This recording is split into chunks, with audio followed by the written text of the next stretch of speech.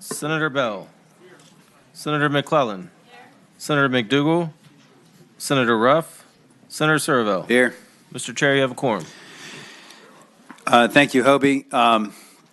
Ladies and gentlemen, I was going to try and take up the constitutional amendments that we've heard before first, and then get to the other stuff after that. And I was going to do the 2 recall bills last. That was the plan I had. I see Senator Evans present, although I know we have one witness to a recall bill that needs to get on the road back to Northern Virginia. And I was thinking maybe we could take her testimony really quick and then send her on her way, and then we'll go to Senator Eben, and hopefully Locke or Obenchain will be here after that. Yes, Senator McClellan. Senator Locke has asked me to present her bill. Okay. Well, if you could stick around for Senator Eben to knock his out, and then we'll go to you. If Obenchain's not here, then we'll do that. Okay. So, so first of all, I'm going to initially call up my legislation, which is Senate Bill 1431, which has to do with the recall of certain appointed officers, and we'll hear from Ms. Trigiani, and then we'll take that bill by temporarily and come back to it. So, Ms. Trigiani, do you want to provide your testimony for that? Thank you, Senator, and thank you to the committee for taking this out of order. I very much appreciate it, so I can get back to a homeowners association meeting. This is not my area of expertise, but I served as chair of a study group of the Boyd Graves Conference, which took up the question of the removal statutes. The statute's been in place since 1874, and there have been a number of cases over that period of time addressing the issue of removal of an elected official. Virginia, of course, does not have currently a recall statute. It is all removal. And the removal statute has limited the purposes for removal. And this bill, studied by members of the Boyd Graves Conference, which for those who are not familiar with Boyd Graves, is a group of lawyers who sit around and really contemplate the deep issues that are in the law that address procedure. It's all civil. Even the lawyers are a mix of plaintiff's bar, defense bar, and then they sprinkle in a few of us who are not even litigators to work through and consider the issues. The proposal that Senator Surville is bringing to you does 2 things. It clarifies the standard for removal, making it clear that it's for failure in ministerial duties and for felony convictions. That standard is based on a case that went before the Virginia Supreme Court in 1923, the Warren case. The second thing that this bill does is corrects a number of procedural flaws to create certainty in the process followed for removal. Those procedural changes require the State Board of Elections to prescribe a form for the petition for removal, to establish clear requirements for supporting documentation to be provided with the petition, to define the duties of the registrar in reviewing and processing the petition, to clarify the role and duties of the Commonwealth's attorney who brings these cases and represents the Commonwealth in removal proceedings, and to codify another Supreme Court decision to clarify that an official is removable only on clear and convincing evidence, so the highest standard for and burden of proof in any of these cases of a violation, and then to suspend automatically any officer who pleads guilty or nolo contendere to a felony or who is found guilty of a felony. The bill, again, is designed to create an orderly process. These proceedings are quasi-criminal civil cases, so they do not neatly fit within the Supreme Court's rules of civil or criminal procedure. And though the statutory scheme contemplates that these cases will be resolved quickly, the process has not worked that way in actuality.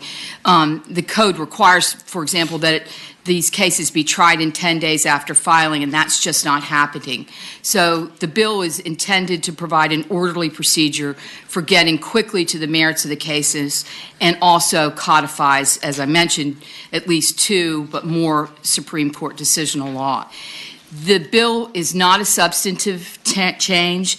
Again, the removal statute has been in place since 1874. There have been amendments along the way, but primarily the core and the heart of it has been in place since 1874. Policy disagreements have never been a grounds for removal. It's always been failure to perform the duties of the office.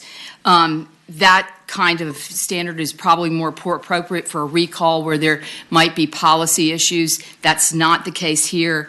It is limited to failure to perform duties. The bill is not political. Boyd Graves itself is not political. For a bill to come out of Boyd Graves, it has to have the agreement of a supermajority of the members, which are over 100 lawyers. And if you can get that kind of support for it, it's kind of an amazing thing. But the removal statutes have been used as somewhat political. They've tried to challenge certain political things, but that's not what these are about. The Virginia taxpayers pay for this, so we think that, and we recommend that you all consider this bill as what it is, which is to clarify the standard for removal and also create some procedural flaws that have created issues along the way. So thank you again for taking me up, and I'm glad to respond to any questions. I'll try to answer based on what our study group did. Thank you, Ms. Trigiani. Does anybody have any questions for Ms. Trigiani before she leaves? Okay, thank you for your testimony. Thank you. As I said, we're going to suspend or take this bill by temporarily, and now I'd like to turn to Senator Eben, who's got, excuse me, Senate Bill 242, which is the constitutional amendment on same-sex marriage we heard last year, minus a couple words. Well, Senator Eben. Thank you, Mr. Chairman. This is Senate Joint Resolution 242. What it does is it repeals current language in the Virginia Constitution's Bill of Rights that limit rights to same-sex couples in terms of the right to be married. It strikes the language that was put in the Constitution in 2006, and it's pretty simple. It puts us in compliance with Oberfeld versus Hodges. It's currently inoperative. Our Constitution must accurately reflect the law of the land, period. And in Virginia, same-gender marriage has been recognized since October 6, 2014. So here it is 8 years later, and we're not yet having our Constitution reflect that reality. And I ask that we do just that by providing the voters an opportunity to correct and update our Constitution. Thank you, Senator Eben. Committee members, we heard this bill pretty extensively in the last session. I think maybe the session before that as well. Does the committee members have any questions for the senator? It's been moved and seconded that let me just check really quick if there's testimony, Mr. Is there anybody in the public that would like to say anything? And I'm not inviting it. I think the bill's in pretty good shape. Is there anybody in support? Can you give us 60 seconds? Yes. Denise Harrington, Director of Advocacy for the League of Women Voters of Virginia. We support repealing the constitutional provision defining marriage as only a union between one man and one woman, and we support all marriages being treated equally under the law, regardless of the sex or gender of the parties to the marriage. The League also hopes the General Assembly will consider that the civil status of marriage is already clearly distinguished from the religious institution of marriage, and that religious rights will be preserved without additional language. Thank you very much. Thank you. Any other speakers? Again, I'm not inviting speakers. This is in pretty good shape.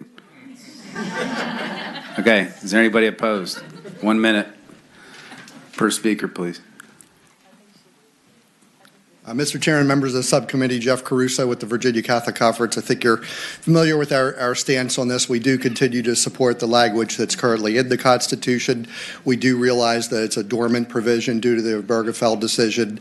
Nevertheless, in principle and because federal laws can change, we do respectfully urge a no vote on this. Thank you. Thank you, Mr. Caruso. Next. I'm Susan Musket, President of Pro Family Women. Some may view this proposed amendment as being neutral in that it would remove the current definition of marriage from the Virginia Constitution without replacing it with other language. But this amendment is not neutral. A vote for SJ 255 is a vote against the principle that marriage is between one man and one woman. We urge you to oppose SJ 255. Thank you. Thank you. Thank you for keeping it brief. Next speaker. Yes, Mr. Chairman, Todd Gackey with the Family Foundation. No, you get 60 seconds. Yeah, thank you. I would say that when the voters of Virginia passed Virginia's marriage amendment in 2007, they were merely affirming a basic and unchangeable truth that marriage is, by its very nature, a union of a man and a woman. And they recognized that this truth was so profoundly important that they deserved a place in our state constitution. And no matter the whims of the culture or the misguided opinions of activist judges, and that natural marriage is a bedrock institution for any flourishing society. And so I would encourage this committee to not repeal this language and not advance this resolution forward. Thank you. Mr. Chair. Yes, ma'am. Senator McClellan. Thank you, Mr. Chair. I would, well, I'm going to just make a statement rather than ask a question because you're probably not going to agree with me anyway. But I think opinions change, and ultimately the point of a constitutional amendment is that the voters will get to decide if, since the marriage amendment was first passed, if their opinion on whether or not marriage is between a man and a woman in a civil context of the state constitution, they'll get to decide if it changes. Just like over time, opinions changed on interracial marriage. So the purpose of the constitutional amendment process is to allow the voters to opine on whether the Constitution should remain a living document and change with the times. Thank you, Mr. Chair. Thank you, Senator McClellan. Ma'am, are you speaking in opposition? Okay, you were in support? Okay, you weren't quite in the line there, so 1 minute, please. Yeah. My name is Carolyn Kaywood. I'm speaking for myself as a Virginian. I got married in 1976. In 2007, my spouse transitioned gender. This current state of the Virginia's Constitution has been a pain to me ever since. I'm still happily married. I don't think Virginia ought to be deciding whether that's the case or not. Thank you. Thank you. Okay, I think there's been a motion. It's been seconded to recommend reporting in the bill. Clerk will call the roll. Senator Bell? Yes. Senator McClellan? Senator McDougal? Senator Ruff? Senator Servo? Aye. Ayes 3, nays 0. Okay. Thank you, Mr. Chairman. Thank you, Senator Eben. Next up, I was going to take McClellan, but I see Peak sitting there. Is it okay if we do Peak first? Then okay, Senator Peak. Is there anybody else out there? No. Senator Peak, why don't you come up and present your Convention of the States? Thank you, request. Mr. Chairman, members of the committee, and I believe you should be familiar with this Convention of States. It's under Article 5 of the United States Constitution. We have a resolution to call for a Convention of States, and have a number of people here to speak, and I think we will, rather than read the entire resolution, I think everyone familiar? Senator Bell? All right, let's go straight to the speakers then. Senator Servo, are you familiar with it? I'm very familiar with it, Senator Okay. Peak. But Senator Peak, or maybe Council, I just wanted to get some clarification. So I did have some changes, yes. Some amendments. My only question about this is, isn't it true that this resolution, were we to pass it, it wouldn't really have any legal effect? It's just sort of like it's sort of like notice to the world that we're open to something, but it doesn't actually bind us to a Convention of the States if it's called the way this is drafted, because Congress hasn't, in fact, issued a call to the states asking for it. The Congress has not issued a call. I believe our position is that after 2/3 of the states pass a resolution, we will then be eligible for a Convention of States. And I have some people that can address better, but I do need to offer these changes. Do you have that, Brooks? We needed to correct some language. I think in my resolution we'd copied the House of Delegates. We needed to change that to reference Senate. And so those are the changes. Okay, there's some line amendments? Line Brooks. amendments, yes. Mr. Chair, on line 24 of the introduced bill, after by the, strike House of Delegates, comma the, And on line 24 of the introduced bill, after Senate, insert, comma, the House of Delegates. And then on line 62 of the introduced bill, after of the strike, House of Delegates, and insert Senate. Okay, so one of the committee members want to move those amendments for Senator Peake, given he doesn't have anybody here from this side of the aisle. Yes, that's all. Senator McClellan, you second it? Okay, all those in favor say aye. Thank you. Now, Opposed? No. Okay. got some speakers. Amendments are adopted. I'm going to ask Mr. Whitaker to come up first, and then we have some online speakers as well. Okay, I'm going to set a timer on this. So can we say 5 minutes for those in support, 5 minutes in opposition? Thank you, Mr. Chairman, committee. My name is Philip Whitaker. I'm here on behalf of SJ 235. It's important that we realize that this is the duty of the General Assembly by the instruction of Article 5 of the Constitution. It was Virginia and George Mason who proposed that second clause of Article 5 just before the end of the convention in 1787, because he was concerned that the Congress would be the only amendment process, and if that Congress were to go off the rails, not his words, mine, then the people would have no recourse to make amendments to the Constitution. So the delegates in the convention unanimously adopted the language that says, upon application of 2/3 of the states, the Congress shall call for a convention of the states by setting a place and a time for said convention.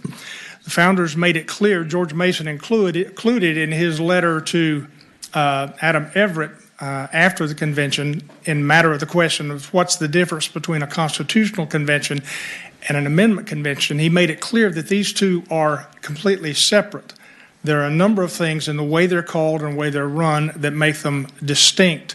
The language of Article 5 is abundantly clear that this is an amendment, this is a convention to propose amendments. If you'll notice in the application before you in SJ 235, the parameters of that discussion, and that language is being passed in the other states throughout the nation that are passing this petition, that it limits the discussion on amendments to simply 3 areas: fiscal restraint, regulatory reduction, and term limits. That does not guarantee those will be the amendments. Sir, I just want to make sure you understand. I've given 5 minutes per side on this, and we're 3 minutes in, and there's people online. I'm the only in-person speaker. They don't do Zoom and sub, so you're in. Okay, so Okay, make sure so you know. I'm it. Okay, I good. just didn't know if you had anybody else. Do I get those seconds back now? Yeah, go ahead. Those 3 subjects are all that can be addressed at the convention. It's also important to realize that there has been language added that says, in particular, that if any amendment is considered at the convention that in any way affects any part of the Bill of Rights, that the petition of Virginia, and the other states have the same language, the petition of Virginia in that course would be void ad initio. We cannot affect the Bill of Rights. We are not in favor of that. We are not about writing a new constitution. What this is about, and I've talked to a lot of Virginians. I've been a Virginian since 1978. I proudly tell people I wasn't born here, but I got here as quick as I could. And what I'm saying is I've talked to a lot of Virginians, both parties, across the Commonwealth. And I believe with all my heart, from the Virginians that I know, we can come together as Virginians and solve Virginia's problems. But right now, we don't have that opportunity because the federal government is more in control of 60% of Virginia's budget than is the General Assembly. I don't think that's the right way to go. I think there are many things that need to be done in education and health care and housing and many other ways that can be done and be done more efficiently and more directly by the General Assembly, by the people of Virginia, than by a Congress that is only intent, in my opinion, in maintaining a sectarian, hostile environment between the 2 parties that I don't think we need to have. If I look at the delegation in Philadelphia, there were different parties, there were different people. Those 57 men convened that convention in Philadelphia with vast differences about how to do things. They went into it that way, and they came out with those differences. But what they also came out with was the establishment of a constitution that has endured longer than any constitution in the Western world. That constitution endures simply because of 3 words that is different than any other document, and that is the first 3 words of our Constitution that says, "We, the people, establish this government." And we, the people of the Commonwealth of Virginia, are a part of that in establishing the government. We have the right to control Congress, and we need to assert that right as a state within a republic to take control of the government and of the funding that we provided. I'm open for any questions if anybody would have that. Or I don't have any questions, but does anybody in the committee have any questions?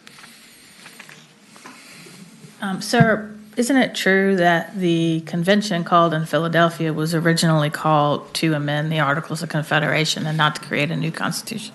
it was called, the convention in Annapolis, first proposed, I think, by Virginia in Annapolis the year before that, was to amend the Constitution.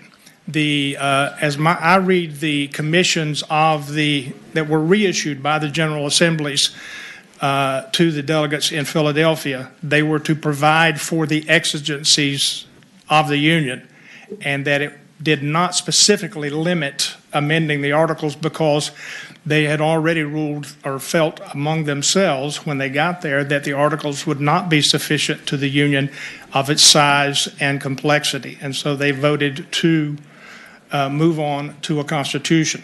Senator McClellan. Thank you, Mr. Chair. What prevents, if an Article 5 Constitution were called, what would prevent the delegates to that convention from deciding we're going to write a new Constitution? Thank you for that question, Senator. Mr. Chairman, I would direct that Article 5 is specific in that it is a convention to amend, and it is this body, Madam, it is this body, the General Assembly, specifically charged with the conduct, the appointment of deputies to the convention, and if you look at the language in SJ 235, it also says the General Assembly shall maintain control over those deputies, and if anything happens contrary to what the General Assembly has instructed, those delegates by the General Assembly can be recalled to prevent any aberrant behavior. Follow up, Mr. Chair. Senator McClellan. Well, the Virginia delegation may be able to be, and I'm not sure I know what would really happen once they get there and they can rewrite their own rules.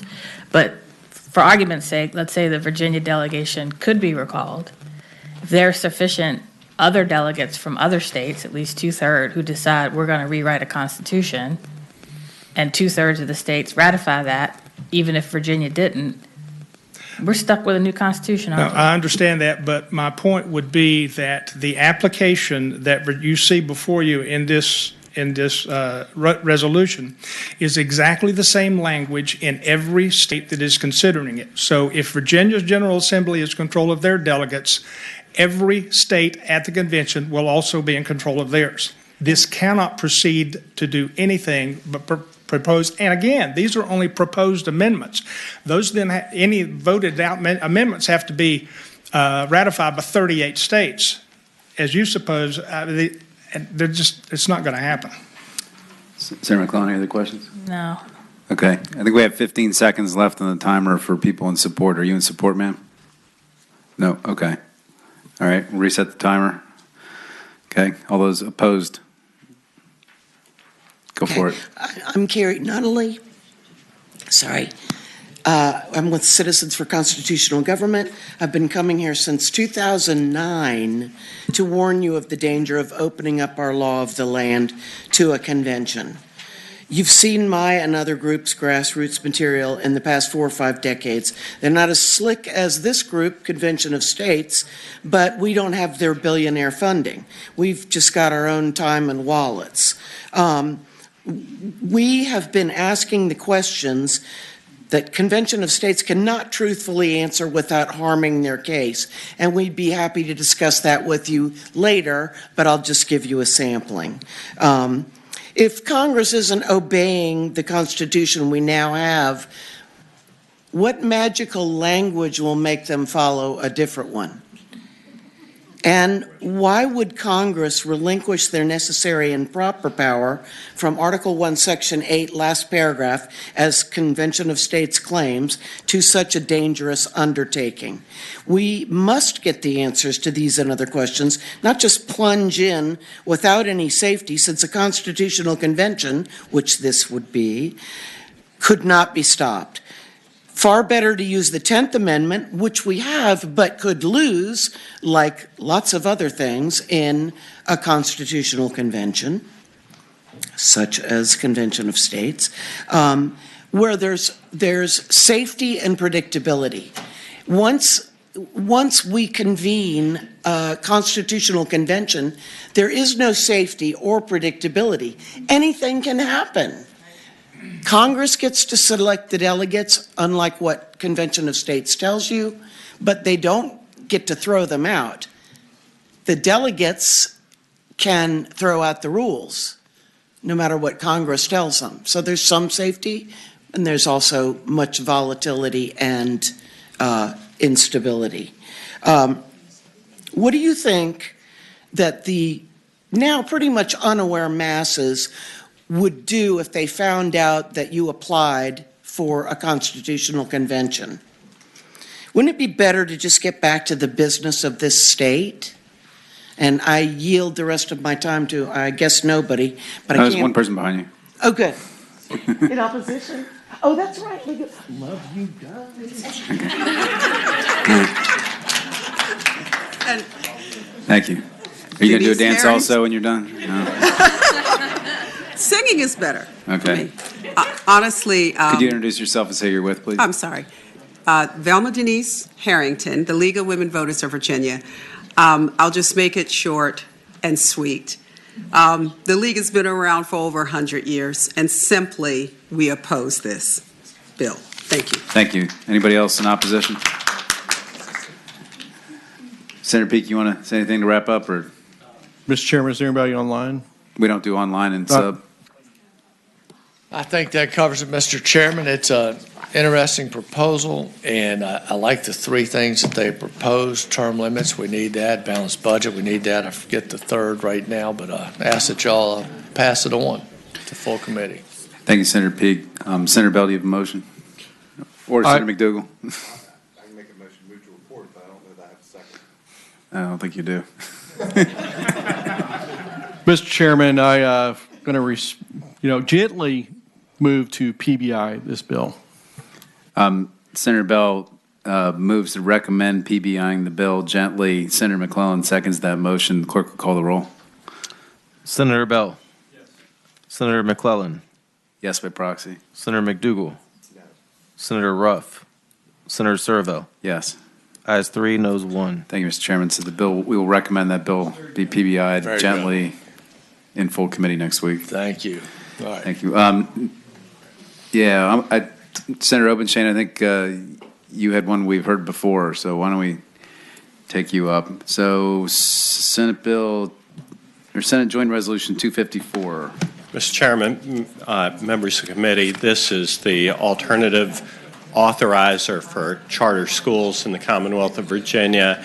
I can count and understand the lineup on this committee, but I just do want to say that I and charter schools advocates, school choice advocates, thought it was important to bring this back before the committee this year and advocate for dropping a lifeline to kids and families in school divisions with failing schools. That's who's going to benefit the most from this alternative authorizer. School boards have not been inclined to authorize charter schools. This gives that authority to the state Department of Education, State Board of Education.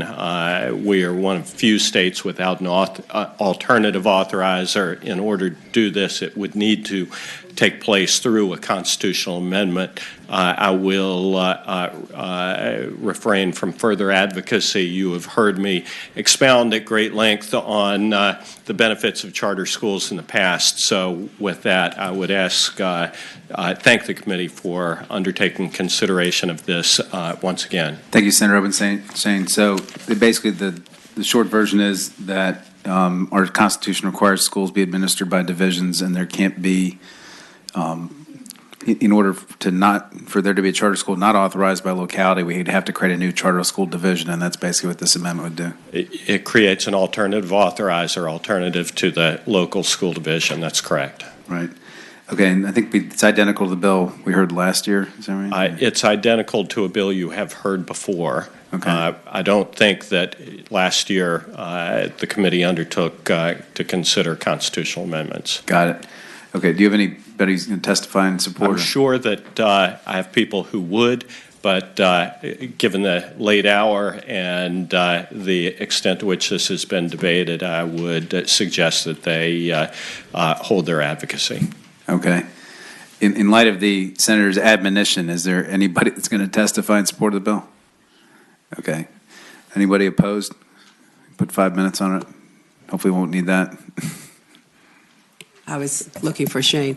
But yes, my name is Velma Denise Harrington with the League of Women Voters. But I'm also a retired public school teacher who taught 36 years.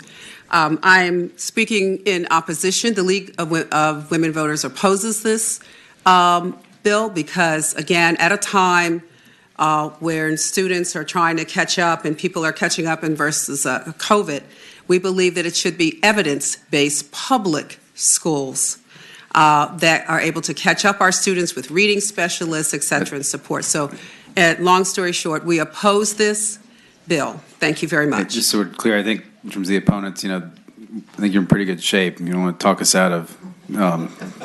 Stacey Haney on behalf of the Virginia School Boards Association. For the reasons you already know, we are opposed. In addition, Mr. Riddle with the Virginia Education Association had to step out to go to another meeting, asked me to also let you know that the VEA opposes. We won't hold it against them. I really thought the VEA was going to support it this year. No, sorry, not this year. Mr. Chairman, I'll be very brief. Jeremy Bennett with the Virginia Association of Counties. We have a long-held position this should be a local decision, and for those reasons we oppose. Thank you. Senator Obenshane, you want to wrap it up? Mr. Chair, I would just like to correct the misapprehension that charter schools are not public schools. They are public schools.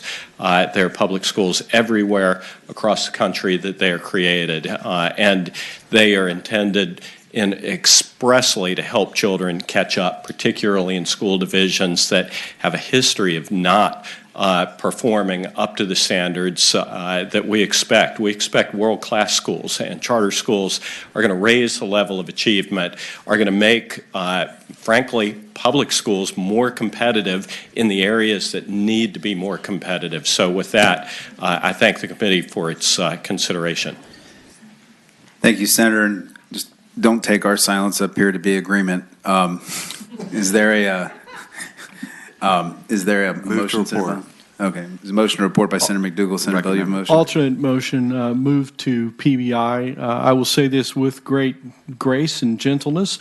Last year we invested quite a bit of money in lab schools, and I think that does give underperforming schools another opportunity and some leeway to address some of these issues. So with that, I move to PBI. And Loudoun County has been one of the counties that has been most receptive, and I applaud Loudoun County's efforts in that regard.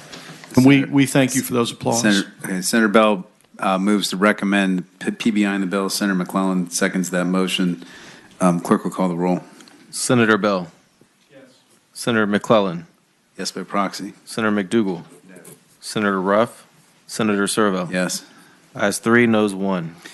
Thank you, Senator Obenshane. Thank you, Scott. We're out of patrons, except for me. Is she? Yeah, we need. Senator McClellan's on the way. Okay, and I just want to note for the record, folks, that Senate Joint Resolution 224 from Senator Chase is going to go by for the day. I think she's still out with COVID. So the only ones we got left are McClellan, Servo, and Hashmi. And McClellan needs to do hers when I'm present. So I think they're going to suspend for a minute until we get a patron to hear a bill.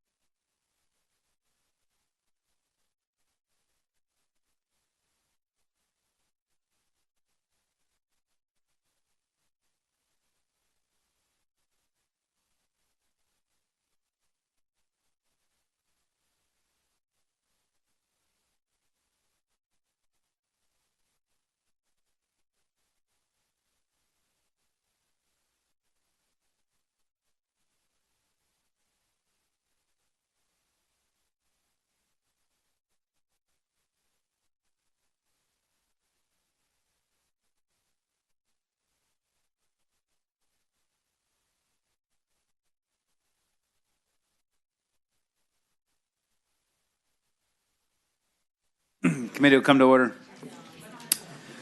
Senator McClellan, why don't you take up Senator Locke's Senate Joint Resolution 223 first? That's the easier one. Can somebody get Senator McDougal's attention? Okay. There he is. Okay. SJ 223 is the constitutional amendment on voter qualifications. We have seen this before. It basically would provide that anyone who meets the qualifications in the Constitution to vote shall have the fundamental right to vote that shall not be abridged. Sorry, I literally ran.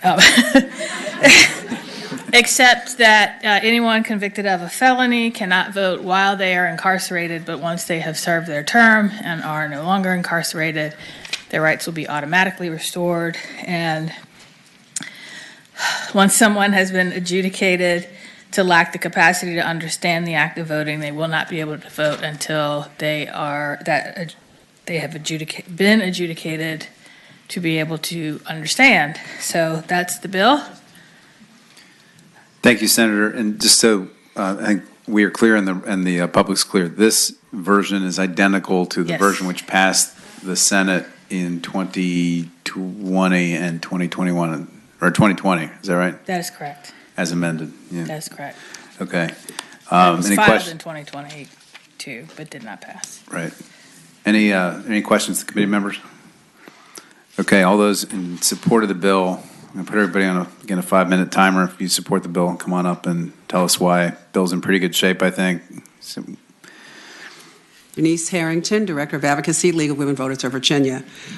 We understand that democracy is most representative when everyone has a voice, and thus voting should be protected in our Constitution. Voting is an important civic duty, an important way to participate in how communities are represented through those we elect and the laws that are passed. Voting is a critical way to engage in and rejoin society for those who have served their time. At present, it is estimated around 400,000 eligible people are still disenfranchised in Virginia, and this disproportionately affects minority and low-income Virginians. Fully restoring returning citizens' voting rights reduces recidivism by 18%. Most returning citizens have jobs, pay taxes, and might even be one of your neighbors or someone you know. Currently, at least 12 states in the Union already have automatic restoration upon completion of their sentence. Please do not continue to punish people for life. Everyone deserves a second chance, and if this resolution passes, the voters of Virginia would have an opportunity to voice their support or opposition at the ballot. We urge this subcommittee to vote in favor of SJ 223. Thank you. Thank you. Next speaker. Good afternoon. I'm Chris DeRosa from Arlington. I'm a community volunteer. Over the last 5 years, I've worked with hundreds of people in the community, almost all of them homeless or on the streets, in shelters, in treatment centers. We help them with many things. Dozens of them had told me that they couldn't vote because their rights had been permanently rejected. And it was surprising to many of them. They were shocked, surprised, grateful when we showed them that they actually had their rights restored. There were several who could have been voting for 5 to 6 years, but they had not been notified. So they were disenfranchised not just during incarceration, but for many years afterwards. We've done this before. It's unfortunate that we have to start it over again, but I hope that we will report this to the full committee and then to the full Senate floor and send it to the House. Thank you. Thank you. We actually don't report here. We just recommend reporting. We're not like the other body. We actually hear them in full. So next up. Mr. Chairman, members of the subcommittee, Jeff Caruso with the Virginia Catholic Conference in support of this resolution. An important principle in our faith tradition is that of faithful citizenship. And what that basically means is that we think that everybody should participate in the political process to the fullest extent possible and to further the common good by doing that. And we think this resolution helps to do exactly that, and we urge your support for it. Thank you. Thank you. Next speaker. Salim Kalfani, the Virginia Interfaith Center for Public Policy, and we support the joint resolution. Great. Thank you for being brief. Ms. Nguyen. Fram Wynn with New Virginia Majority. I will be also brief. This has been a long journey to get here. We support this amendment language, and we'll be back year after year until we get done. Great. Thank you. Next speaker.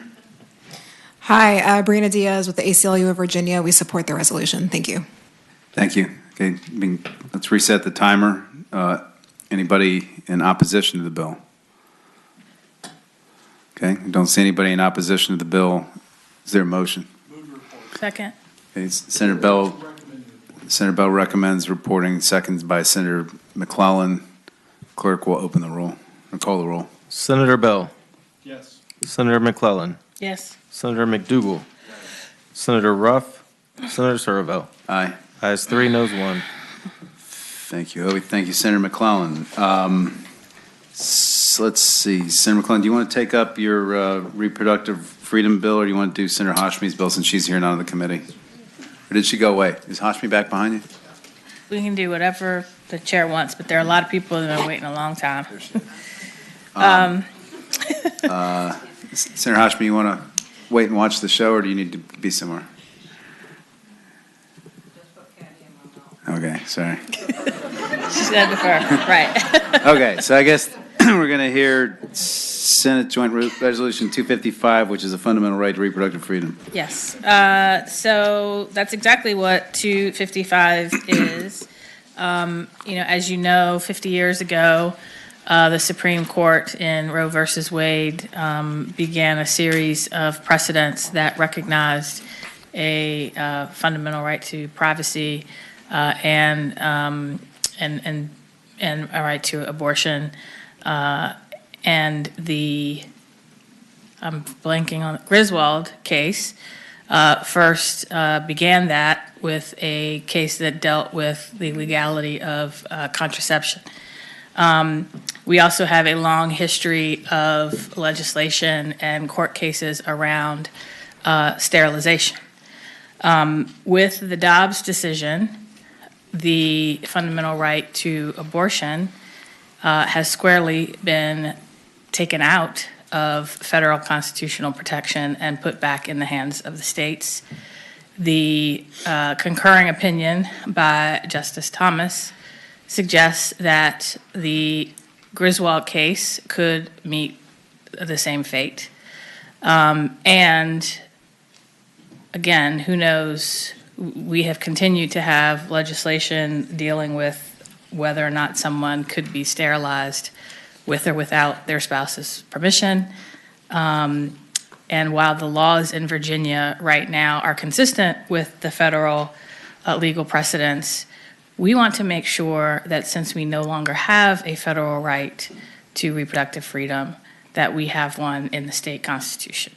And so that's what this amendment will do. And then I will ask my co-chief patron, Senator Boysko, to say some words. Senator Boysko. Thank you for the time. As you know, we have a big group who is here with us today because this matters to the majority of Virginians.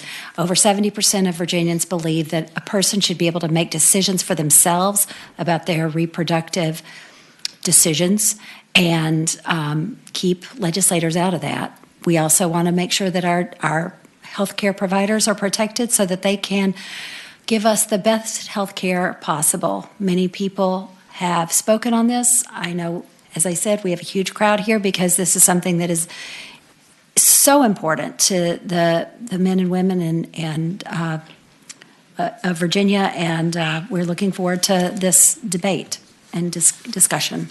And Ms. Chair, if I can add one more thing, because I know there have been some press releases that mischaracterize this amendment. What this amendment does, and the way that it is written, is take the federal right that was outlined in Roe versus Wade and its legal progeny, and put that in the code. So if there is a compelling state interest and a provision that is narrowly tailored to meet that interest, and there's all kinds of precedent at the federal level of what that means, that is the same as what would happen here in Virginia. We asked legislative services and worked very closely with legislative services to codify the protections of Roe and its prodigy in our Constitution, no more, no less. Griswold too, I think, right? Yes.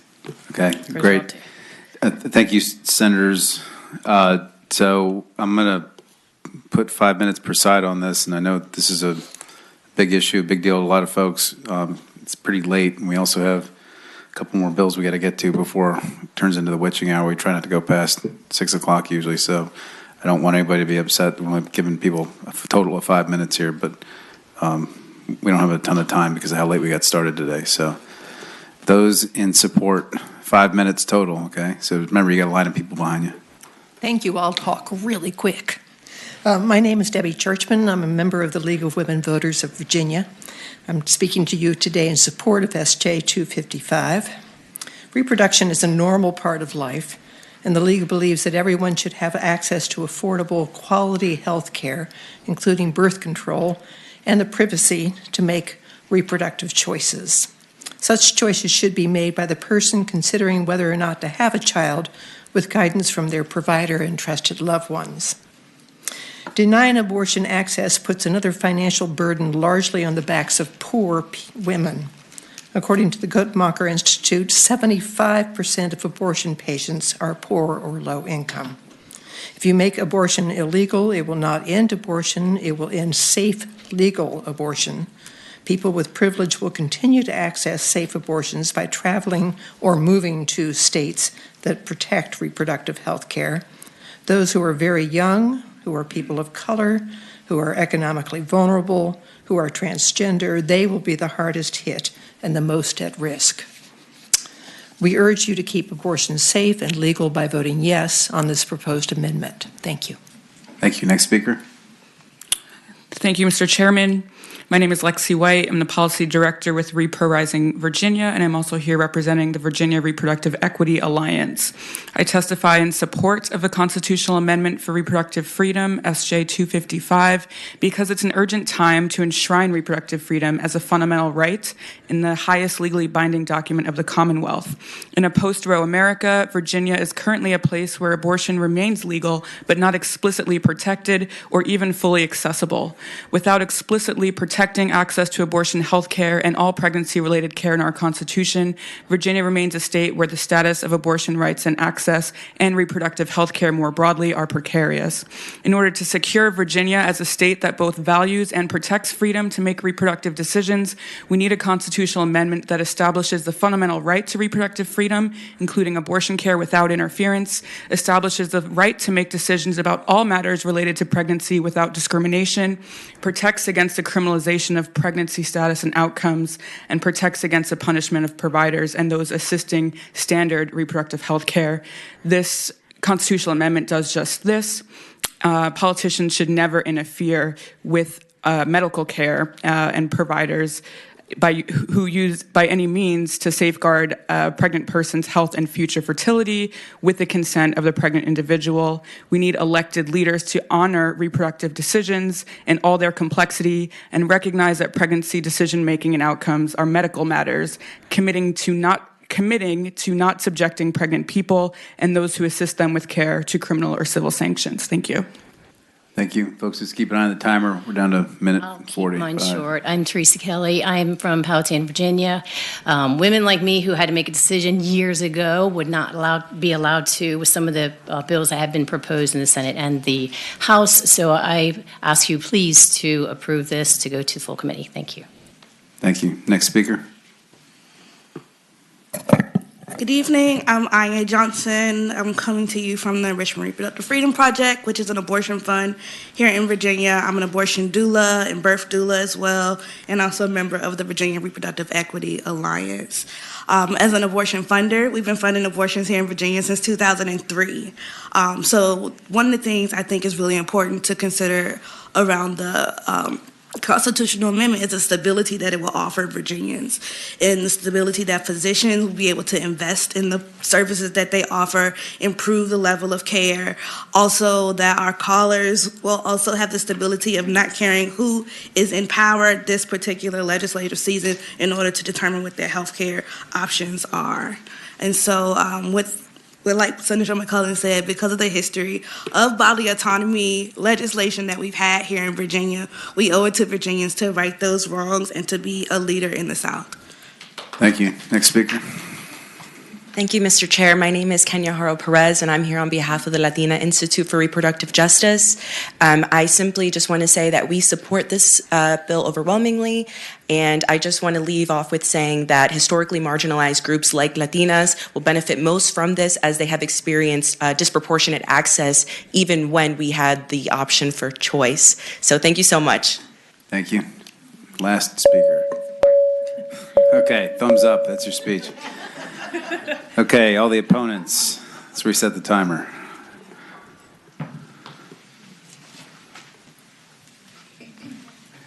Mr. Chairman, members of the subcommittee, Jeff Caruso with the Virginia Catholic Conference.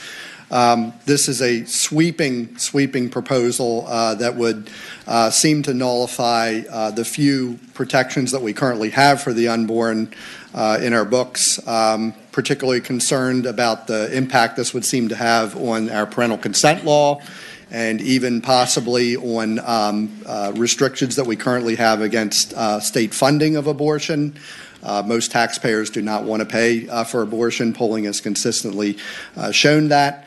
Also of concern, this would seem to preempt future laws that would protect the unborn here in Virginia. So we would urge opposition to this resolution. Thank you. Thank you. Next speaker, Ms. Cobb, right? Nope. Almost, Senator. Olivia Turner, President of the Virginia Society for Human Life. Got it.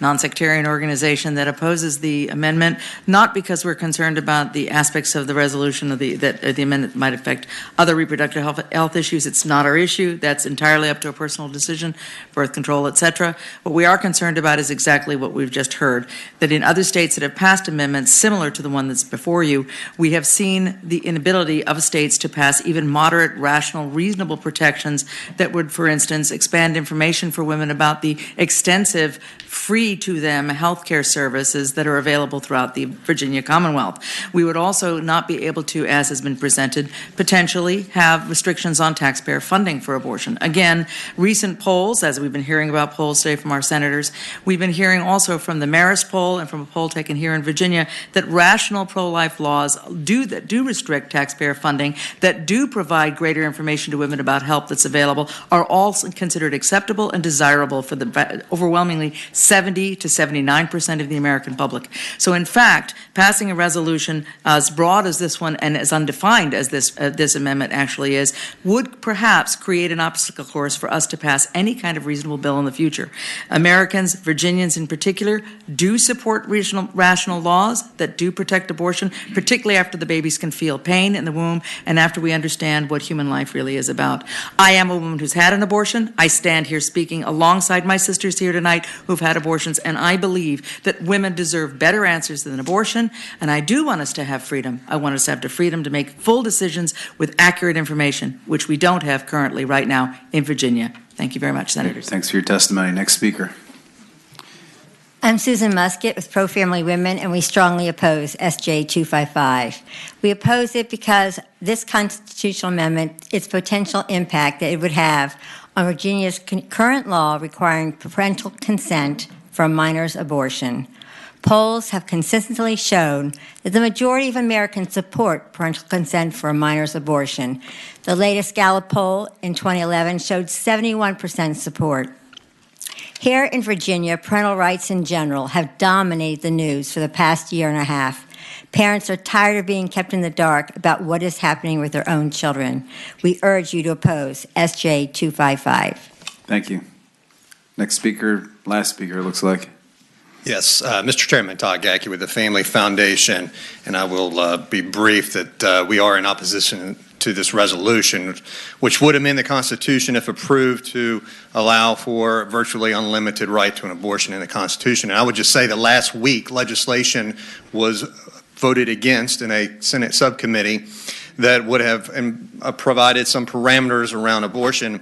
And that is consistent with what we're seeing in a polling from a WPA intelligence poll, in which 60% or more have said that they would prefer some parameters around abortion practices, and the Harvard-Harris poll was even higher than that. So the takeaway is that people of Virginia do not want abortion on demand here in the state. Instead, we should be doing what we can to protect the innocent life of the unborn and help mothers know that there are alternatives to abortion services. Thank you. Thank you. Mr. Chair. Senators McClellan, Boysko, you all want to wrap up? Yeah, the first and most fundamental parental right is the decision of whether and when to become a parent.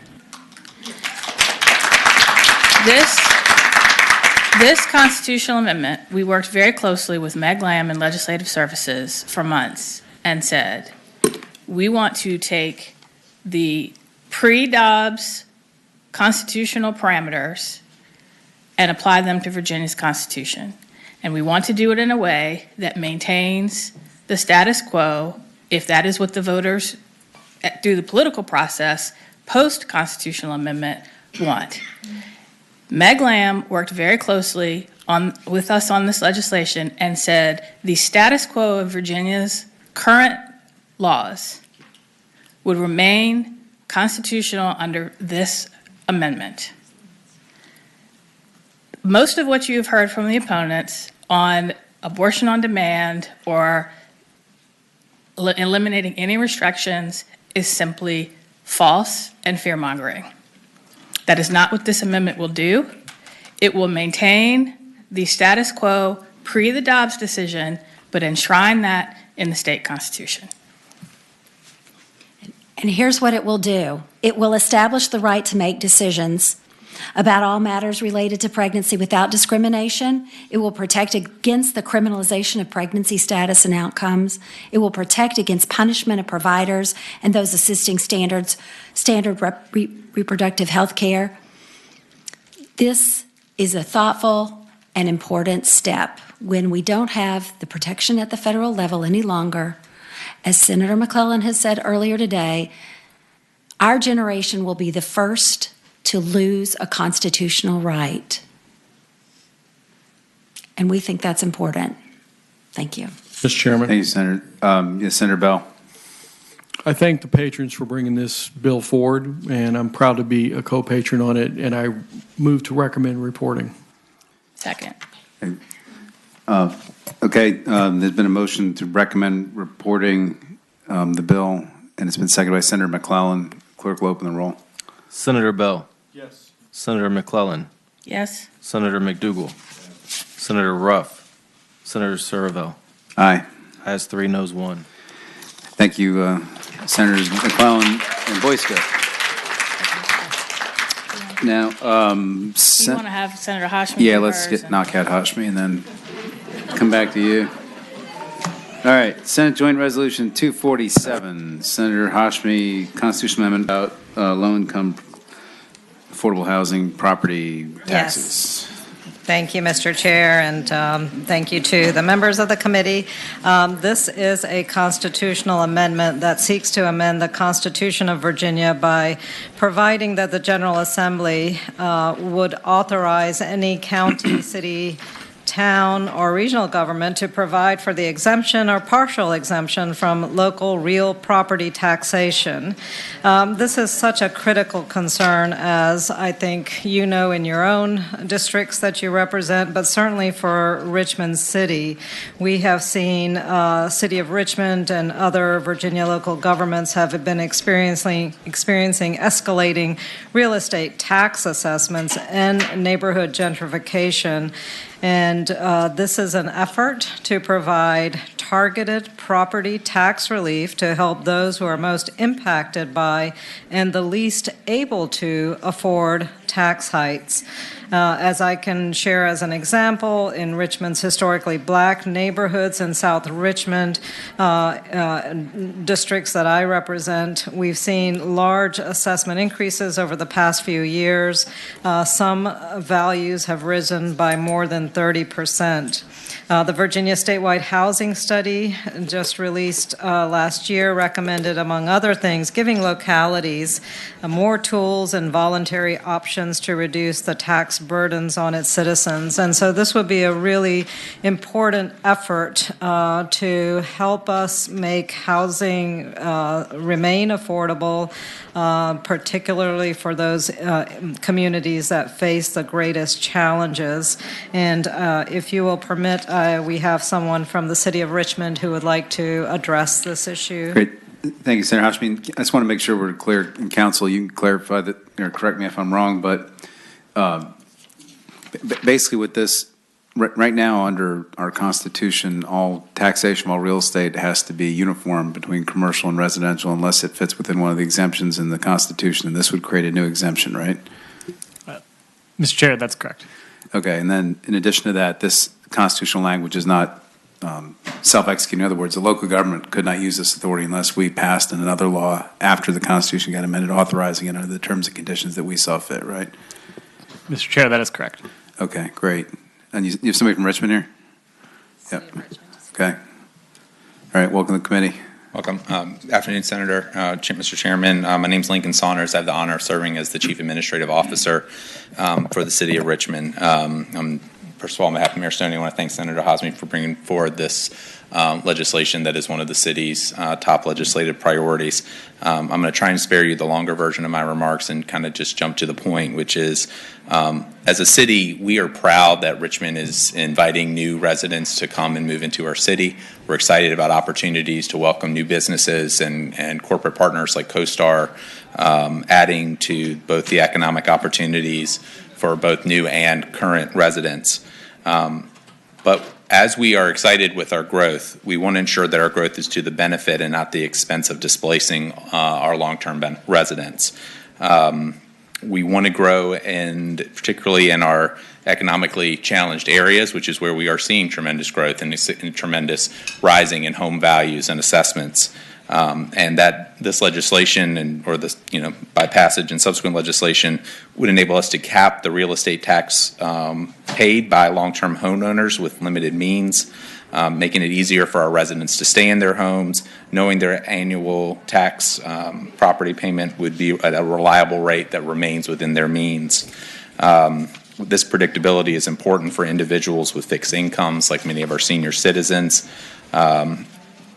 So as Richmond and our region and the Commonwealth grapple with the nationwide housing shortage, it's crucial that localities have the tools that encourage equitable growth, and the localities and residents can celebrate growth without first asking, is this new development? Is this new park? Is this new business community going to raise my assessment? Great. Any questions? Mr. Chairman? Yeah, Senator Bell. Question for you, if you could respond to this. One of the issues that's been brought to me about this bill is if you were to, I think, very morally sound policy to, offer relief to those of the lowest incomes, to do what you said, allow them to stay in their houses. What can you quantify what burden of loss of potential revenue from reducing on those lower income or lower net worth houses would that transfer to other households?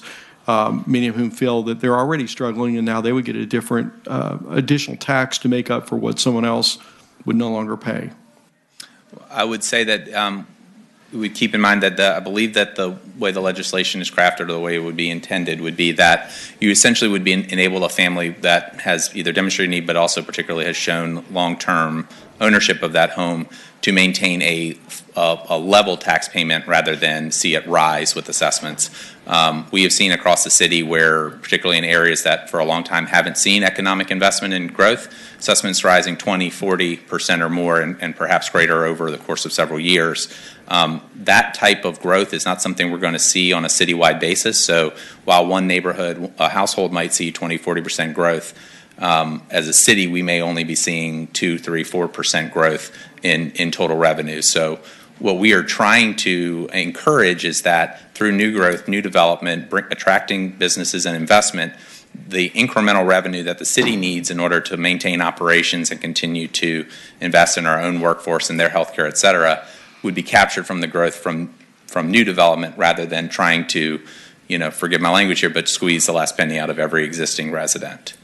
So it enables us to really emphasize new growth without not just the pushback, but the impact it has on the neighborhoods that may be seeing that same growth.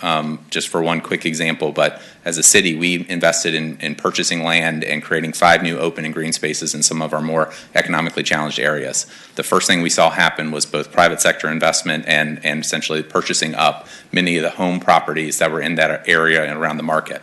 That obviously increases both their values and assessments. Again, many of those residents might be retired or have been with the city 20 or 30 years. We want to support and protect those residents that have been with the city through all these years and are now seeing this growth. Mr.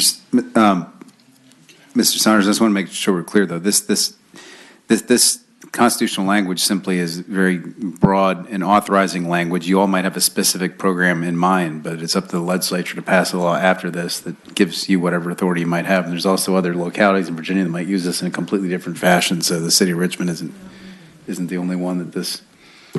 Mr. Chairman, yeah. Ron Jordan. Okay, Mr. Jordan. Also remind you. Who are you here for? City. Also remind you that this is simply an extension of something you already authorized in the Constitution.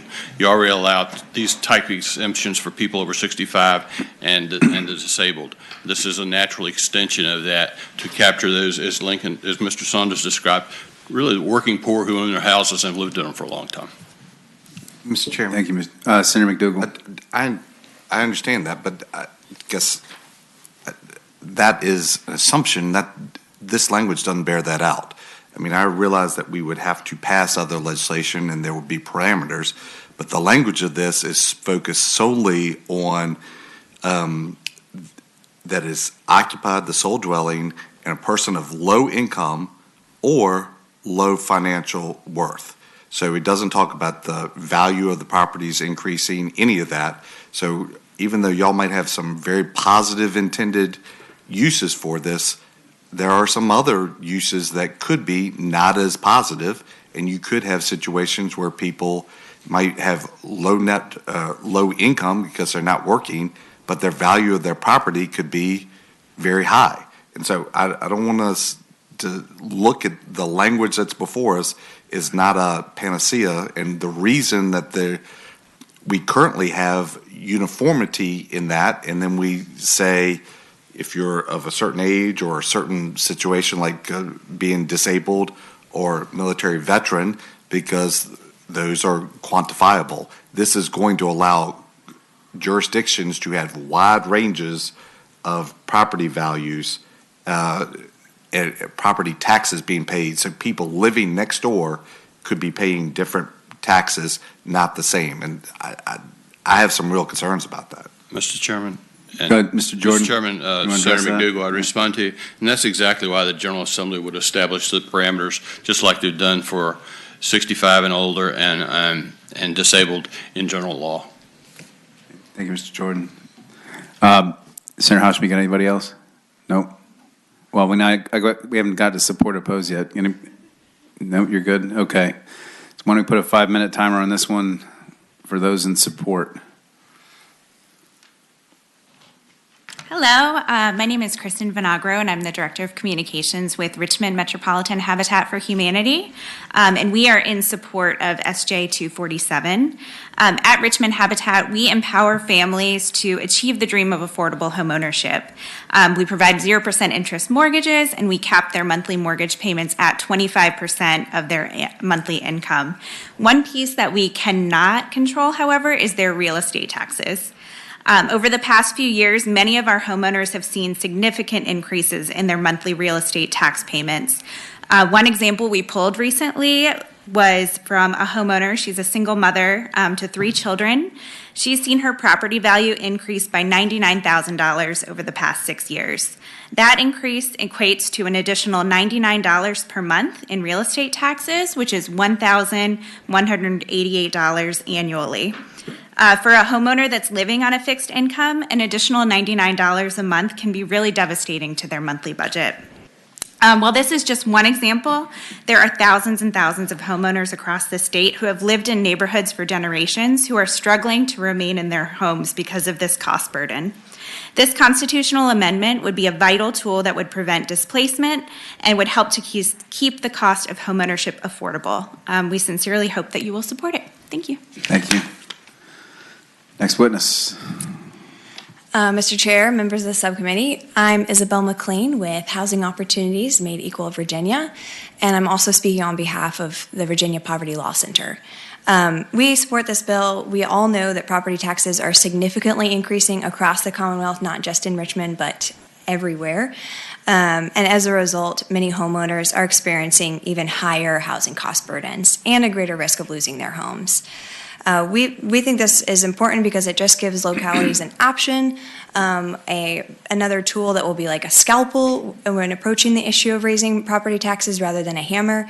A lot of the tools that they have now are ineffective or have, other consequences, and none of them actually give the most benefit to the people who need this the most, which this resolution would enable.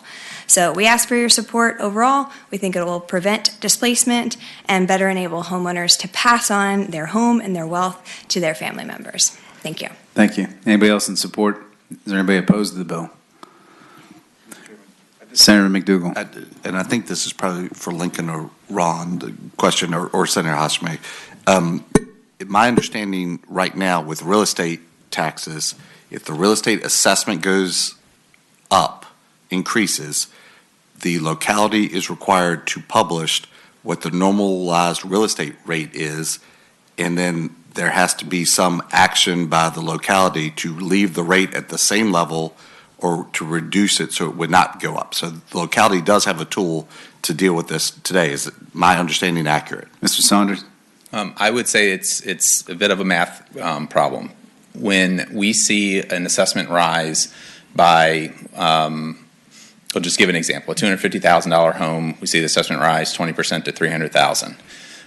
The incremental cost of their real estate tax payment would be $600. If we were to do, now let's just say that the citywide overall assessment value has only gone up a few percentage points, right? On an equalization basis, we'd be looking at if reducing the real estate tax, let's call it 1 penny, 2 pennies. It's either $30 or $60 back to that household. So their bill's gone $600 up. City reduces the tax rate, but it only saves them $60, which means their bill's only going up $540.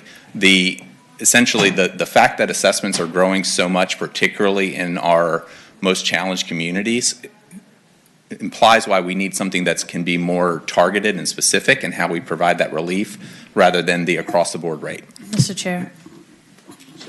And I want to drill down on that and with like some concrete examples. So I think part of what we're seeing is gentrification in certain neighborhoods where you have families that have been in those neighborhoods for a very long time that probably at one time were predominantly black because those were the only neighborhoods where they could live. So your Jackson Wards, your Randolph, portions of the city, East End. And what I hear you saying is part of the issue is that assessments may be going up because the market value is going up dramatically higher and faster in those communities than in other parts of the city. And so you can't do targeted relief to help the 75-year-old grandmother who paid her house off 50 years ago and yet is going to face a real estate tax bill that will push her, that she won't be able to pay. Correct. And what you're looking for is flexibility to handle assessments in one portion of a locality that are dramatically rising faster than across the board. That's the flexibility you're looking for. And if I could add a point to that, everything you said is absolutely true. It's one thing for a new homeowner who bought that house at the new value and knows what the city's tax rate is to pay that rate and be budgeting accordingly. It's a very different situation for the lady you just mentioned who really finished paying off their home years ago. Right now they're just paying their property tax bill on their fixed income, yet their assessment has gone up 20, 50, 100% over the course of a few years. So further comment, Mr. Chair. So for example, there's a I'll take a different locality now. There's a condo complex in Arlington, Fairlington, that was created as housing for Defense Department employees in the 40s and converted to condos in the 80s. The exact same unit was purchased by a woman in the 90s for $35,000 that I purchased in 2003, or sorry, she bought it in the 80s. I bought it in 2003 for $225,000. The market value of those units is now close to $500,000. And yet this woman, that's going to hit her differently than it's going to hit me based on when we bought it. And yet, and based on our circumstances and how long we've been there. And so that's another example of there may be targeted relief for people who otherwise are going to lose their homes because of how fast the value has gone up in a short amount of time. Correct. I think that is Mr. Saunders, go ahead. That is the spread. You could have somebody who has bought the house 20 or 30 years ago, and they're seeing now in that case, the price has gone up. Feels like almost 1,000%. It's and yet each three tenants, the new owner, yourself who bought it some years ago, and herself are going to pay the same property tax bill because of essentially, the state constitutional limit on any differentiation in how real estate taxes are assessed. Senator McClain, you have a question? I had one other question. I have a question for the council based on Senator McClellan's question. Do you want something different? Yeah, mine's more about whether there's I know if you have in land use situation, there's a look back because the property has increased in value, and once somebody sells the property, they're still getting the benefit of the increased value of the property. Will they be required to pay the taxes once they make that sale or it's transferred to somebody else, since they've received the benefit of the increased value of the property? I'm going to go ahead, Ron. That would be governed by the parameters that you set out in general law and then the ordinance adopted by the locality. So, Senator McDougall, my question for council is going to be, the terms of this amendment, it talks about terms and conditions, but it also says that the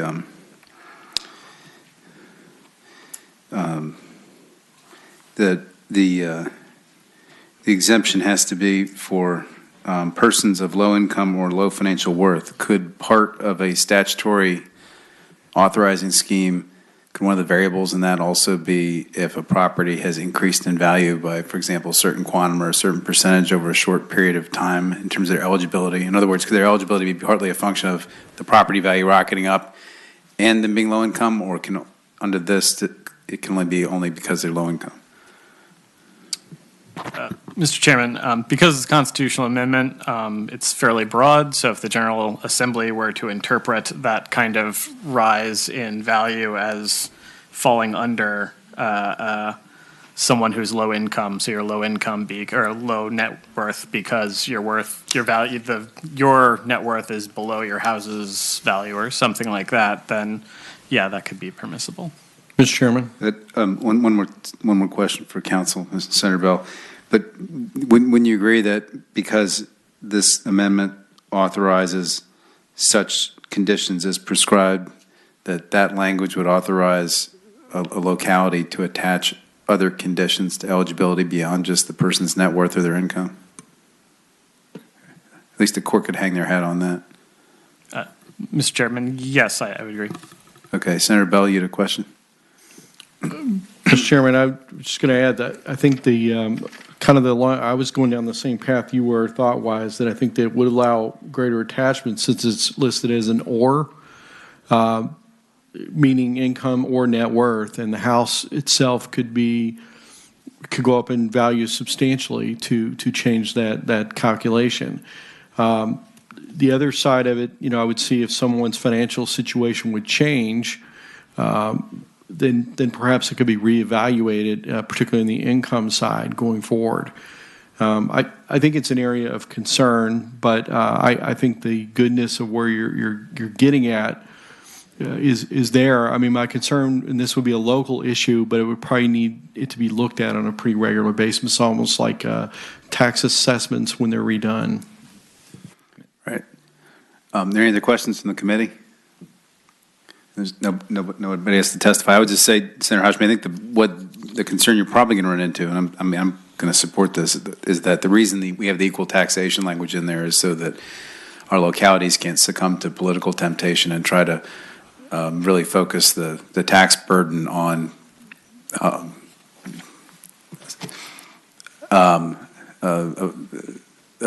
political minority, shall we say. But whether it be, commercial businesses that don't vote or whatever. So in any event, but all this does is give authority and flexibility, and the rest of it's up to localities after that. So is there a motion? Mr. Chairman, Senator McDougal. Just to dovetail a little bit on that, and I think that's some of the concern about this language. Thinks as Brooks indicated, it is very broad, and the broadness gives me concern that even though what y'all have articulated is very positive, you want to try to make sure that people can stay in their houses. It doesn't just happen in urban areas, happens in rural areas too, where development comes in.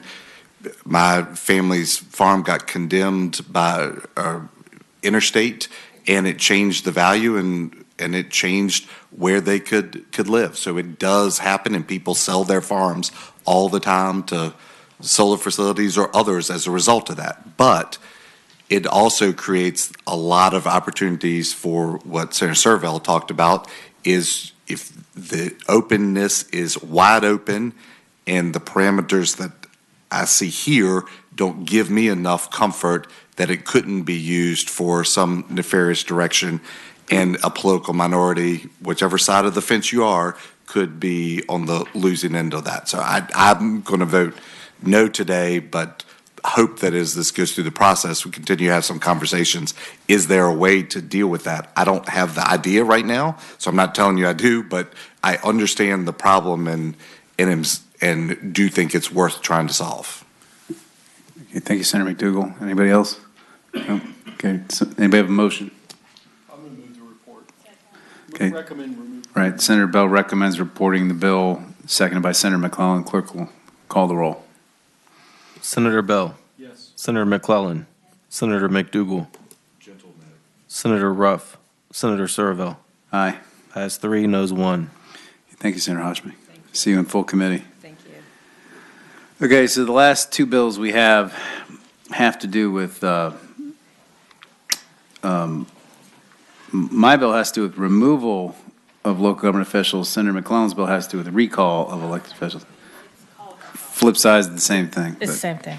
Yeah, so how do you want to do this? You want me to go first? Do you want to go first? You're the chair. Well, let me go do mine first, and then I'll suspend, and then we can get a sense of where we want to go on this. Okay. And whether, so, Senator Bell, you want to take over? Mine was already pretty much presented anyway. Yeah. Sure. Just do it from right there. So you want to go ahead and present yours, and I think it might be helpful, the difference. And is there any thought of combining these two? We had to talk about that. I think we need to talk about that. Yeah. They do two different things, but let me just say this, Mr. Chair. So Senator Serville's bill deals with the grounds for recall, making them clearer without substantive change, and makes some non-substantive administrative process changes to make the process clearer. Under current law, though, a person, if there is a recall petition or a removal petition, it is a court proceeding that ultimately determines whether the criteria are met and that person is removed from office. My bill doesn't change the grounds, but says once it changes the number of signatures required to initiate a proceeding, to put it more in line with what other states do, and it changes from a court proceeding to an election. So once it has been found that the petition meets all the criteria, it's up to the voters and not a court whether that person will be removed. So if my bill passes and changes it to a court proceeding for elected officials, then his changes to the court process would be moot. Right. I don't know whether that can be done in two separate bills. I don't know if we want to roll them together, but that's the differences. Right, between let me the two explain my bills. bill, and then she can Senator explain Serval. hers, and then we can try and figure out how to handle it. So you heard Ms. Trigiani talk about my bill earlier, beginning of the committee hearing. And, I think both of our pieces of legislation are being generated by a lot of confusion that's out there in our removal process. I think the first thing that needs to be stated, to the extent anybody's paying attention, is that, are we broadcasting, Hobie? Yeah, okay, good. The first thing that needs to be clear is that none of this applies to the General Assembly. The only way under our Constitution for a member of the State Senate or the House of Delegates to be removed is by our bodies under the Constitution. And so these statutes that exist solely exist for purposes of removal of local elected officials or constitutional officers, not us or the governor, lieutenant governor, AG, or anybody in the House of Delegates. So just put that in your head first.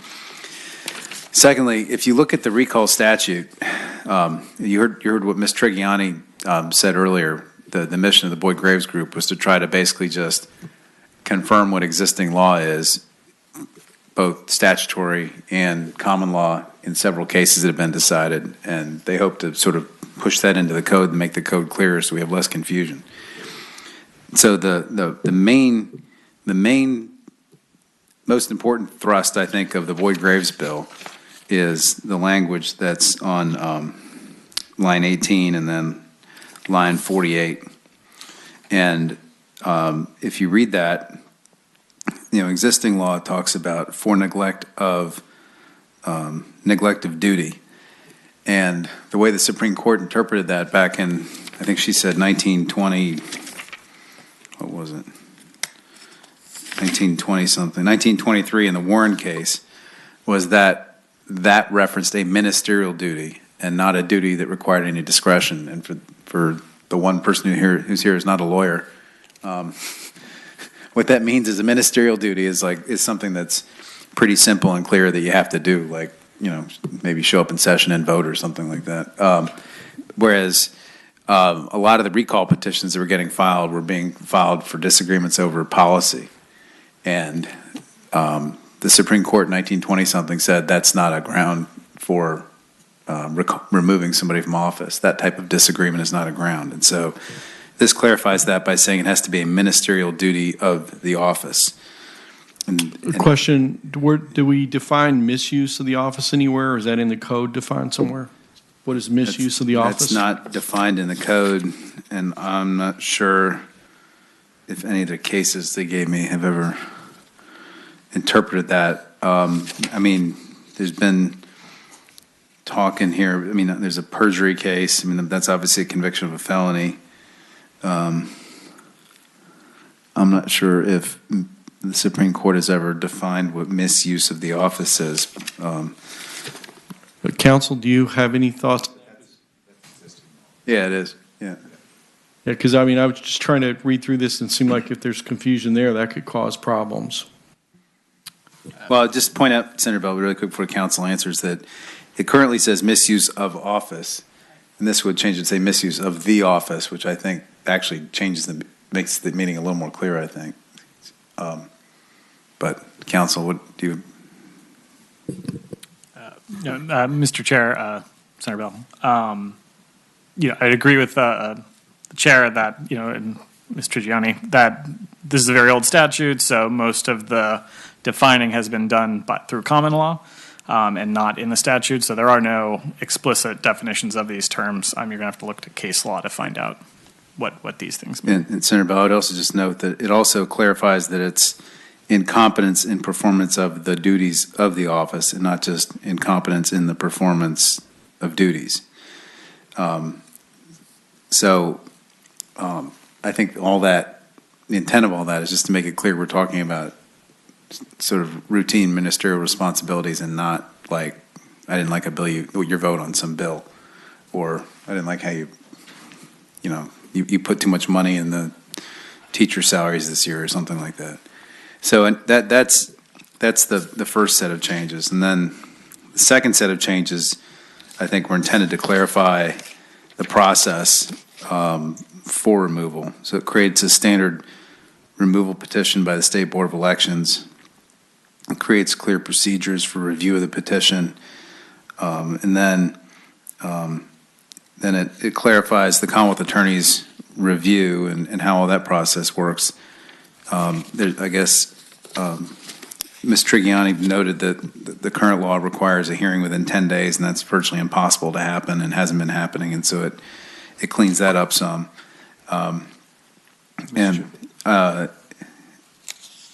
Senator what's the current standard? I see this, you listed in clear and convincing. Is that? I think it's silent. What do we think that it is now? I think it's silent, so I would assume the default would be preponderance of the evidence in the absence of us saying otherwise, or the Supreme Court or somebody, grafting a clear and convincing from like that. I don't think the clear and convincing standard for fraud is in the code anywhere, but I believe it's preponderance of the evidence. But that's probably been one of the disputes they've had is what's the burden of proof, and this. But clear and convincing seems to be more reasonable. But. Yeah. Right. So that gets cleaned up in this, and then there's one other thing I'm missing here, which is the what's the other thing? I have a couple line amendments. Brooks, do you have those? Mr. Chairman. So could I ask? I'm not sure I understand the real differences between the two. So this one is, it goes through, if I'm understanding correctly, and says if you meet the requirements, for removal, you file a petition, it cleans up the requirements, it sets out what the standard of proof is, and that goes to court, and a judge or a jury makes that determination. What if after a show? Well, there's an initial determination as to whether or not you show cause to actually get a final hearing, and then you go to the final hearing after that. Okay. So, Mr. Chairman, if we could maybe understand what Senator McClellan's do, because I think hers is 100 signatures or 10%, and then what happens after that? Mr. Chairman, I think it'd be easier. I have my line amendments really quick. We could knock those out just to get this in proper form. Yeah, let's go ahead and do the line amendments, and then we'll turn it over to Senator McClellan, because I think it is. Go ahead. You want to read them? Yeah, so they're pretty simple, and I guess you should have released them by now. The first one is, this just clarifies some of the Commonwealth Attorney stuff. So is it line 90, what is it? What's the second one, line what? The second one is on line 93. Yeah, so in 93, it just makes it clear that that when the Commonwealth Attorney has to review the petition and has to decide whether to proceed, that they're employing the exact same standard in the initial petition. So that the Commonwealth Attorney, in other words, the Commonwealth Attorney just doesn't get carte blanche to decide whether or not to proceed to remove somebody. So it says that they have to follow the standard set forth in 24.2233 at the top for neglect of a clear ministerial duty, et cetera. So the Commonwealth Attorney just can't decide for whatever reason they want to remove somebody. That's the first one. And then the second line amendment says that if the recall is against the Commonwealth Attorney, the Supreme Court, the Chief Justice of the Supreme Court will appoint another Commonwealth Attorney to look at that removal petition. Those are the two amendments that I made. Can we get a motion on the amendments? So moved. Second. Motion second. Do we need a voice vote? Okay, all in favor of the amendments, please say aye. Aye. Any opposed? Okay. Amendments are adopted. All right, and that's pretty much what mine does. So So I guess one of the questions I have, if you explain yours, is can we say some code sections, which code sections are going to be opposed to each other, and which one could we? So the fundamental policy decision we need to make is once a petition for removal has been initiated and has the requisite number of signatures, should the ultimate decision about whether someone is removed from office for the grounds in that petition be made by a court or by 50% of the voters, or I guess at least 50% of the voters who vote in an election? That's the fundamental policy decision that we need to make. And depending on that decision, we can decide, can these exist separately? Do they need to be rolled together? But I think that's the first decision that we as a subcommittee need to make. So, Mr. Chair, if I can ask a question on this. So yours is by the courts. No. No, yours is by the voters for removal. Yes. And Senator Serval's is by the courts. Exactly, Senator Bell.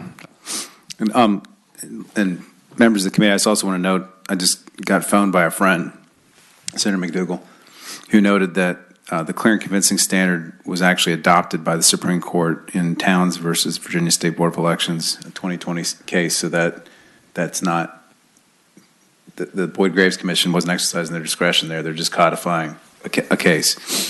So, but yeah, I think you framed the choice correctly.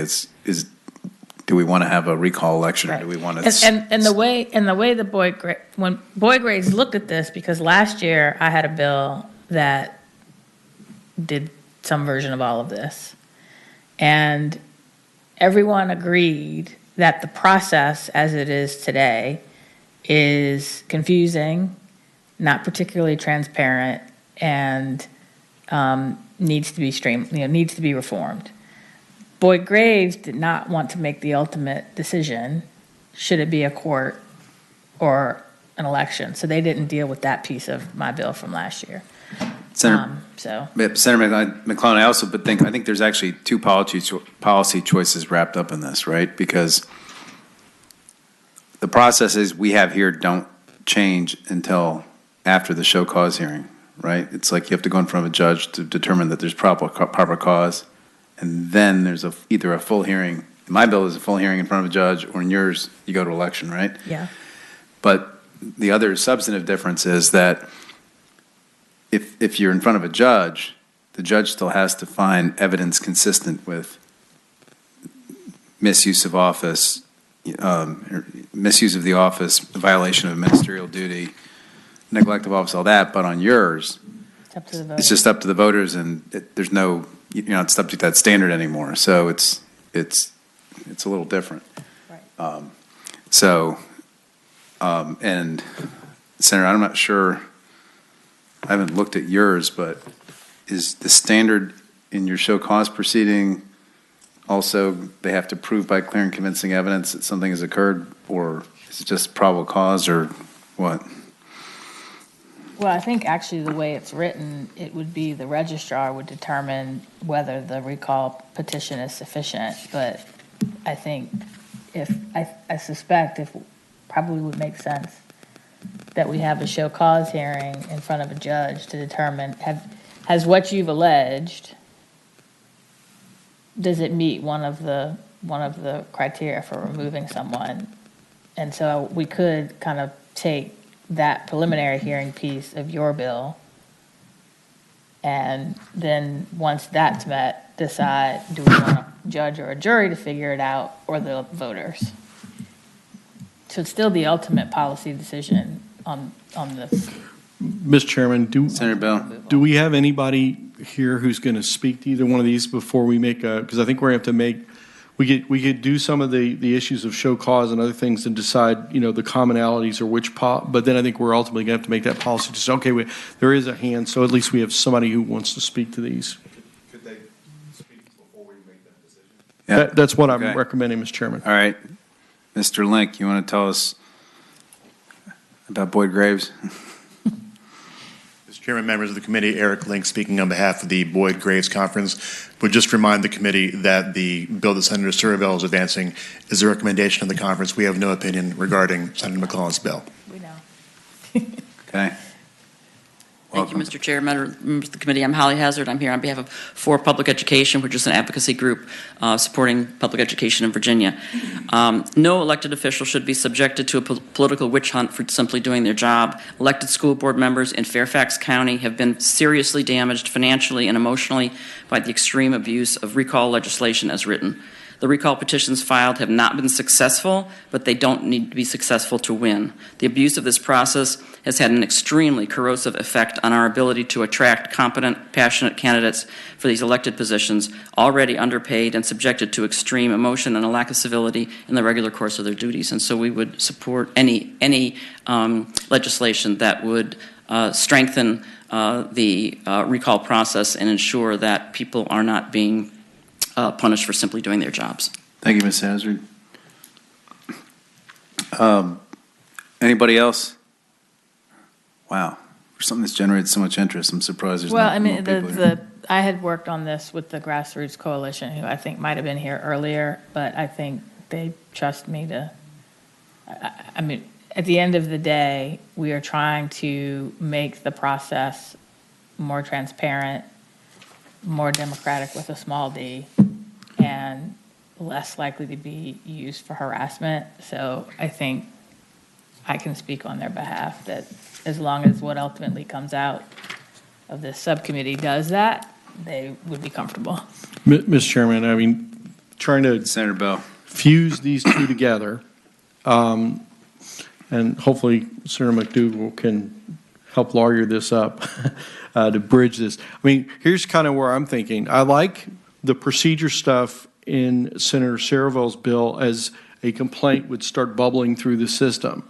And then I, frankly, from a policy perspective, after the cause has been adjudicated, and let's say it's considered to be valid, then I like yours going to the voters better than a court deciding it, because I'm a little concerned with Senator Saraville's in the fact that if cause has been shown, then we're taking the voters out of the equation. Right.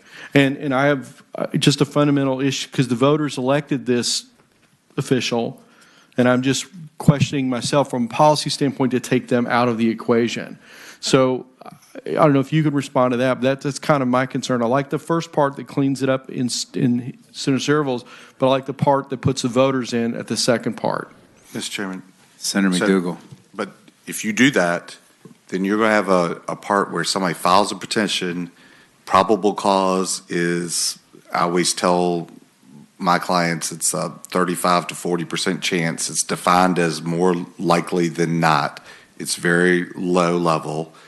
And then you're going to go through an election process, which is going to be at least 45 days long before there's a determination.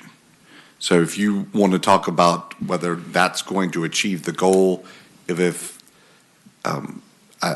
don't know. I mean, if I probably fall down a little bit more on going through a legal process. I mean, somebody was elected and then they can not be elected in 4 years or whatever the term might be for the office, because I guess some local governments are shorter than that depending on a charter. But that's probably where I would be. But I agree with everybody. The current process probably not perfect. Well, Senator, let's just make clear what the process is under existing law and under my proposed bill, which is that the registrar reviews it. Well, can we back up? Yep. Go ahead, Senator. Because it sounds like if we're kind of recreating a new bill, we should start at the beginning. So under my bill, what would initiate an application is 100 qualified voters would sign a petition for an application for a recall. And they'd have 15 days to do that. And then, so that's step one. Then under my bill, and this is where we need to decide, do we want the registrar to say, yes, this recall petition is valid and you can proceed, at which point then you have to collect recall petitions from a minimum of 30% of the total votes cast in the election for the office before it goes any further. Because the other piece that my bill does is, right now, you've got to get a certain threshold of signatures on a petition to be eligible to run for office. This basically says you have to meet a threshold of petition signatures for the process to recall you to begin as well.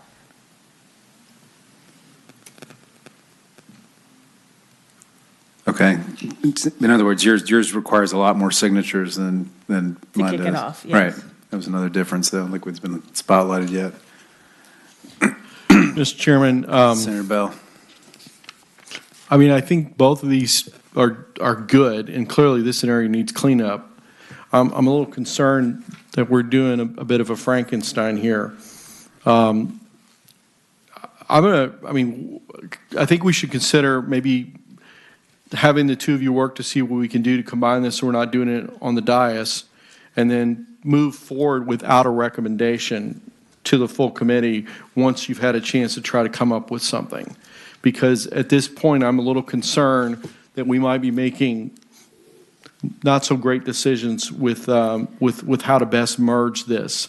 But it seems to me there is an opportunity to do that, and I agree it is a fundamental policy change, but I'd recommend we don't do that on the fly. I'm okay with that. I mean, what I would suggest, we could take the temperature of the subcommittee, election or court case, and then based on the result of that, we can work out the rest of the bill. But I think if the committee were to decide, keep it a court case, then we take the signature threshold from my bill and combine it with the court case process changes in Senator Surville's bill, and we have a new bill.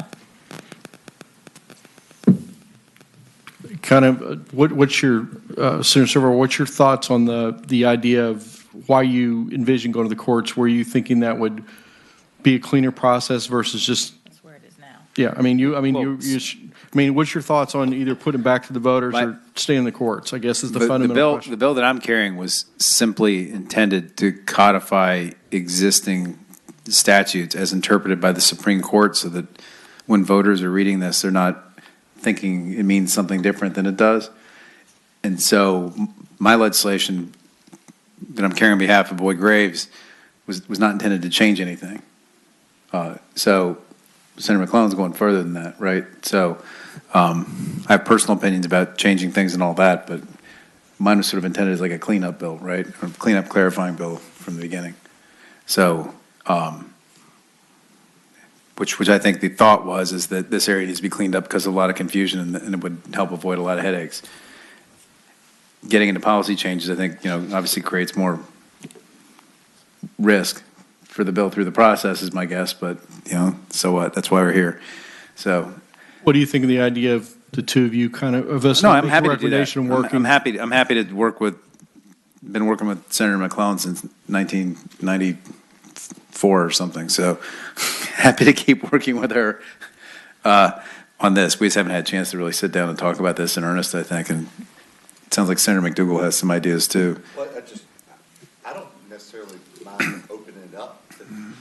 I don't mind the opening it up process that you have petitions to get there. I don't necessarily like the registrar being the one that is determining the probable cause, so I have a problem with that.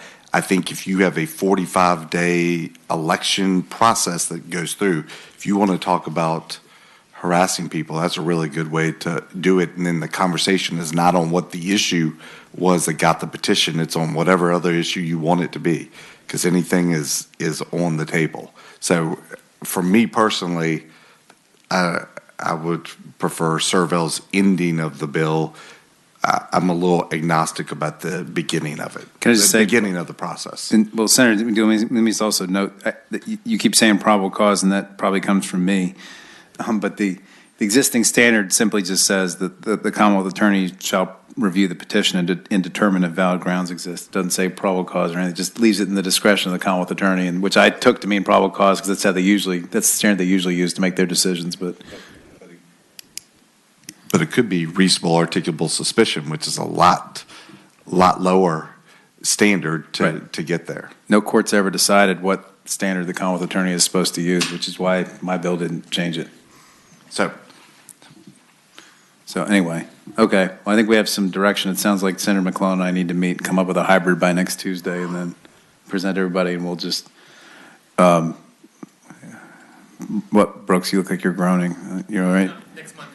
Monday? Next Monday, that way I can have it for next Tuesday. Oh, okay. Got it. All right. We won't ruin your life. Brooks Okay. really means Saturday. Okay. Okay. Great. Everybody cool with that? Okay, well then both these bills will go, I guess, by for the day or without a recommendation. I don't think we need to take a vote to do that. They can just stay in the subcommittee, come up in full. Yeah. And we can call them up in full based on that. And I guess the committee will rise. It's a little more complicated.